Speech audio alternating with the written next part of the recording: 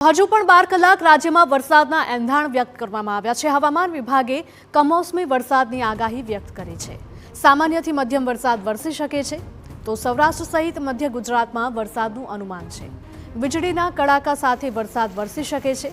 35 થી 45 કિલોમીટરની ઝડપે પવન ફૂંકાઈ શકે।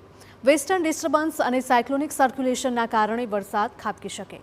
7 એપ્રિલે આવશે કમોસમી વરસાદનો બીજો રાઉન્ડ। હવામાન વિભાગે ચિંતા વ્યક્ત કરી છે। 7 એપ્રિલે પણ આવશે એક વેસ્ટર્ન ડિસ્ટર્બન્સ। 7 એપ્રિલના કચ્છ उत्तर ગુજરાતમાં વરસાદની આગાહી છે।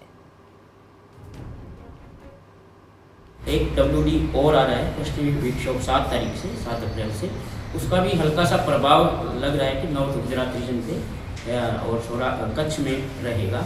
तो उसकी वजह से हम 7 अप्रैल को भी आइसोलेटेड लाइट रेन दे रहे हैं नॉर्थ गुजरात के लिए और कच्छ के लिए।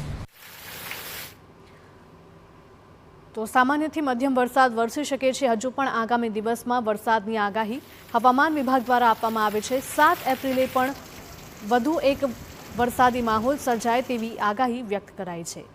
વીજળીના કડાકા સાથે વરસાદ વરસી શકે છે ત્યારે કમોસમી વરસાદનો આ બીજો રાઉન્ડ 7 એપ્રિલે આવવાની સંભાવના વ્યક્ત કરાઈ છે।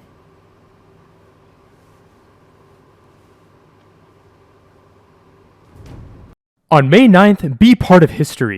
Chinmaya Geeta Samarpanam, a global Guinness World Record official attempt. Together, join online and let's chant Gita chapter 15, just 20 verses, simply read from the screen. Don't wait, register today!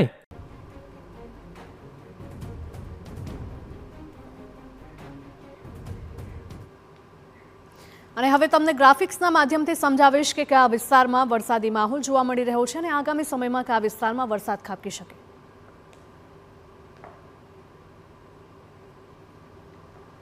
તો વરસાદની આગાહી 7 એપ્રિલે કરવામાં આવી રહી છે। વિશાળ ઘટ્ટ વાદળોનું અહીંયા આખું માળખું જોઈ શકાય છે। એટલે કે આ ભારતનો નકશો છે અને તેની ઉપરનો આ ભાગ છે। એટલે ખાસ કરીને ઉત્તર ભારતનો ભાગ છે ત્યાં આ સાયક્લોનિક સર્ક્યુલેશન છે તે સક્રિય થયું હોય તેવું સ્પષ્ટપણે અહીંયા જોવા મળી રહ્યું છે।